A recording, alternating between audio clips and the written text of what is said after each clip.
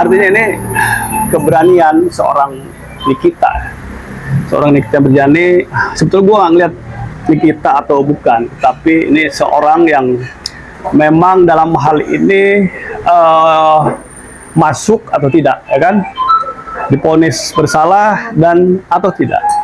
Ini kan perjuangan seorang, dalam hal ini dia terdakwa ya. Jadi seorang terdakwa itu kan dia bagaimana caranya membela diri supaya ya tidak dihukum ya. Tentunya cara dia lah dengan lawyernya ya. Nah begitu juga dengan jaksa.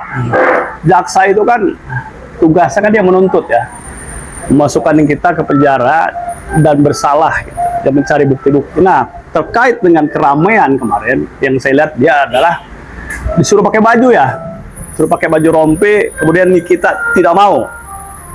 Ya nggak ada masalah bagi gua. Sebetulnya Nikita kalaupun tidak mau, seharusnya kan baik-baik lah jaksa ya, baik-baik lihat situasi. Nikita ini kan baru terdakwa, bukan orang yang sudah divonis bersalah. Dia pasti punya hak lah. Dan kebetulan di dalam pasal 231 itu sama sekali tidak diatur tentang bagaimana seorang terdakwa harus memakai baju rompi misalnya. Harus memakai baju apa? Yang penting dia harus memakai baju aja, rapi, ya kan? Sopan. Di dalam pasal 23, di dalam pasal 231 ayat 1 itu diatur, hanya yang diatur itu apa? Siapa? Jaksa, hakim, dan penasihat hukum.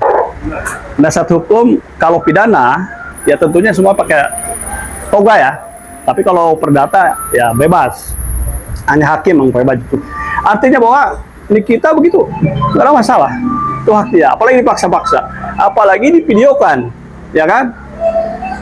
Ya apa sih? Kok jaksa video-videoin dia?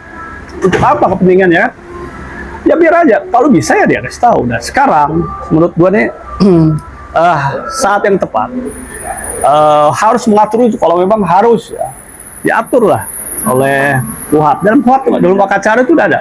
Karena kami praktisi hukum itu kan guidance-nya itu kan KUHAP ya. Beracara itu hukum acara pidana. Di dalam, kalau diatur di dalam hukum acara pidana, kita harus mematuhinya. Nah ini kan hanya apa ya? Hanya yang memang harus pakai. Itu kepentingan siapa? Kepentingan tentunya instansi, misalkan di kejaksaan. Seperti baju bola lah, ya kan, jersey. Jakarta Timur apa Jakarta Persija pakai ini. Kemudian ini membedakan. Misalkan baju merah itu apa? Kejaksaan Agung. Oranye tahanan korupsi apa lah kan? Artinya itu diatur oleh internal jaksaan, PP. Artinya bahwa sikap Nikita bagi gua sikap yang dibenarkan. Ya, artinya kan kalau keras, yang satu keras, jaksa juga keras kan. Seharusnya jaksa lebih tahu lah psikologi orang, ya kan?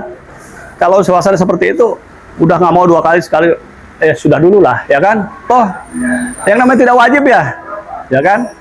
Sunnah juga enggak gitu. Itu loh. Jadi kalau ditanya sikap gue seperti itu, bro.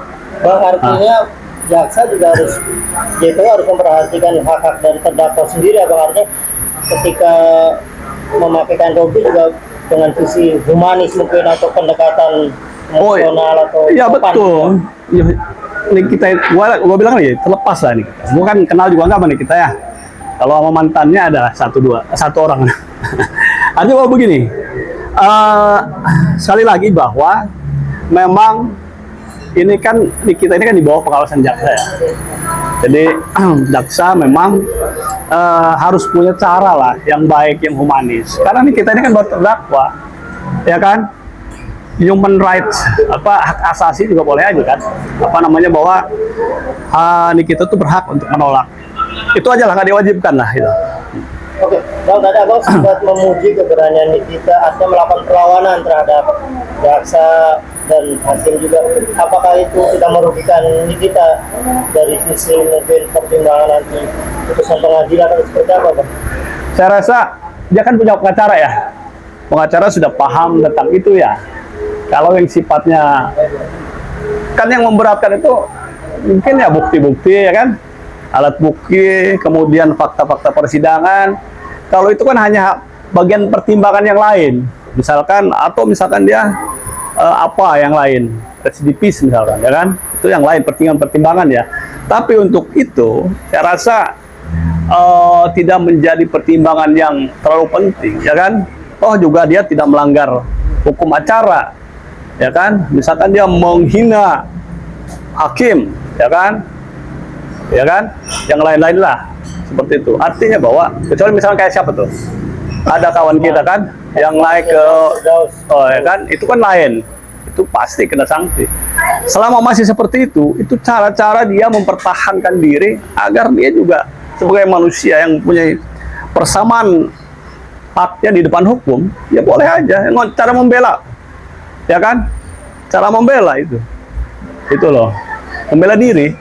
Bang, kalau kalimat-kalimat yang tidak baik, kurang etis dilontarkan di ruang sidang terhadap JPU dan hakim, tudingan suap, tudingan fisik segala macam, hal itu bisa memberatkan ya? Ya sekali lagi saya bilang, itu kan beda konteks ya.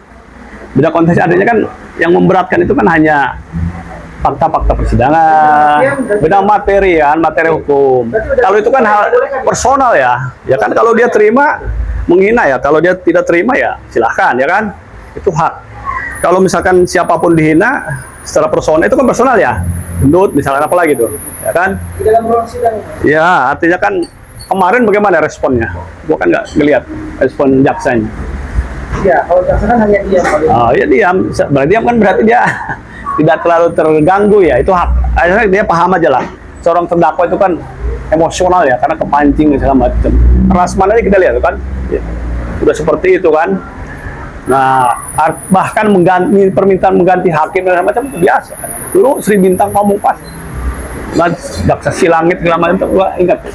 Artinya bahwa selama masih atas kewajaran, tidak menghina pengadilan secara ini, persidangan saya rasa masih boleh. Asal kalau penghinaan secara personal kan beda, gendut segala macam, beda konteks. Yang memberat itu kan bukti dong, dia terbukti secara sah dan meyakinkan misalkan ya. Kalau hanya dia bersikap baik, itu hanya pertimbangan aja, pertimbangan lain ya kan. Tapi kalau gara-gara hanya itu, ya mungkin pasalnya kan berbeda, penghinaan misalkan apa kan terhadap personal ya. Terus ada lagi katanya apa, mau buka bukti-bukti resides ya kan, buku rekaman, dia minta dibuka di situ ya. Ya artinya kan ada memang, kalau memang itu ada kaitannya dengan bukti-bukti hukum yang untuk membela dia, ya sah-sah aja. Nanti kan ada bagiannya. Tetapi hakim juga misalkan menolak, ada juga punya hak untuk mengesampingkan alat bukti apa yang sifatnya diperoleh secara melawan hukum, bukti-bukti video misalkan. Ada rekayasa itu boleh hakim menolak. Nah, artinya kalau misalkan ada tuduhan, misalkan benar-benar terbukti tuh video itu, nah ini masalah kan, gitu. Nah makanya sekarang ya, jangan sampai kalau penegak hukum itu, jaksa, hakim, jangan macam-macam lah kan. Ketika dia mau mengadili orang, ternyata dia juga bermasalah gitu ya, kan? Jangan sampai dicari juga lemahnya, terganggu dong ya peradilan Indonesia gitu. Itu kok. Bang, sebesar apa sih wewenang jaksa dalam persidangan Bang untuk memberhentikan keterangan dari saksi gitu Bang? Yang punya kewenangan itu kan di dalam persidangan itu kan hakim, ya kan? Hakim. Kalau jaksa ini kan tugasnya menghadirkan terdakwa, membuat tuntutan, membuktikan tuntutannya, ya kan? Sehingga diserahkan kepada hakim, menjadi pertimbangan hakim untuk mengambil keputusan apakah bersalah atau tidak. Kemudian terdakwa pun masih diberi kesempatan untuk membela diri, apa yang menyiapkan bukti-bukti dan saksi. Nah kalau jaksa itu kan batasnya dia menghadirkan, kalau memang dia menghadirkan terdakwa, kemudian menghadirkan bukti-bukti, menghadirkan saksi-saksi, sehingga tuduhan dia dapat dibuktikan. Kemudian ketika misalkan tidak sudah terbukti di tingkat pertama, kan terdakwa juga punya hak banding, dia juga punya hak banding juga. Nah itu jadi secara hukum acara kan itu yang berhenti diberhentikan atau skor segala macam kan hakim mengatur jadwal sidang segala macam, tapi dengan kesepakatan para pihak. Kemarin gitu bang, lagi sidang kita tuh, jadi dari saksi enak-enak untuk memberikan kesaksian, tiba-tiba disuruh berhenti. Sama siapa? Saksi kemarin ya, saksi kita itu sangat adoptif memberikan keterangan, tiba-tiba disuruh berhenti oleh JPU. Padahal yang mau disampaikan itu masih berkaitan dengan kasus dakwaan itu bang. Itu kejadian Ya, seharusnya kan yang memberhentikan itu kan hakim. ya. Hakim, kalau jaksa ini kan dia hakim pun kadang ditanya oleh jaksa kan, oleh hakim. Apa jaksa pun oleh hakim kan? Bagaimana hakim? Silahkan, ya kan? Dibacakan tuntutannya, ya kan? Dibacakan segala macam. Kalau komunikasi nanti kan ada juga saling menjawab antara bagaimana keterangannya, ya kan? Sebaliknya pun begitu. Itu kan hukum acara lah ya, diatur semuanya. Bang, yang menarik ini kemarin Dokter sendiri kan sebagai saksi dari pihak kejaksaan. Nah, terus ada pertemuan, apa itu boleh di ruang sidang atau itu hal yang biasa, Bang? Pertemuan gimana? Ya misalnya menyapa, gitu kan, mendatangi, apakah itu dibolehkan atau gimana? Ya selama menyapa sebagai manusia, sebagai perkawanan, Kawanan nggak apa-apa. ya kan saya kenal sampean masa pura-pura nggak kenal ya kan? Kecuali dia bersepakat bermufakat segala macam kan, ya artinya memang ada ya kan aturan-aturan. Sekarang itu kan dulu kan kita masih bebas ke dalam kan kejaksaan kemana ke hakim. Artinya sekarang kan supaya tidak timbul fitnah lah ya kan, itu jadi Artinya sudah ada perubahan aturan ya, Pak? ya sudah ada lah, artinya perbaikan itu sudah ada ya ada, tapi walaupun sudah begitu kan masih jebol aja, masih bisa dibawakan sekoper 2 koper kan.